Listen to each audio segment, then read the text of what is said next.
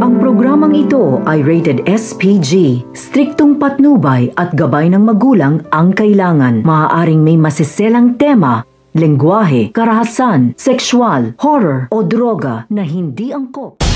Sa kabila nga ng kasamaan nga nito ni Zoe, ay mas gusto pa nga nito ni Lynette na imbitahan nga ito nga si Zoe sa kanilang bahay para nga dito nga kay Doc Benitez. Subalit nagdududa naman nga ito nga sina Chang Susan at si Josa kung bakit gusto pa nga nito ni Lynette na imbitahan ito samantalang napakasama naman nga raw ng ugali nga nito. Hindi naman nga makasabat ito nga si Doc Benitez kahit gustong gusto niya na nga na ipagtanggol ang kanyang anak. Subalit itinatago niya na nga lang ito upang sa gayon hindi nga siya mabisto ni Lynette dahil kapag nangyari ito, malaking kaguluhan na posibilidad din na iwanan niya na nga ito nga si Doc Benitez. Sa kabilang banda naman ay papatawag na nga ng mga abogado ang mga tanyag at kabilang na nga rin ang anak nga nito ni Giselle. Magkakaharap nga muli sila dito, subalit dededmahin nga siya nito ni Justin.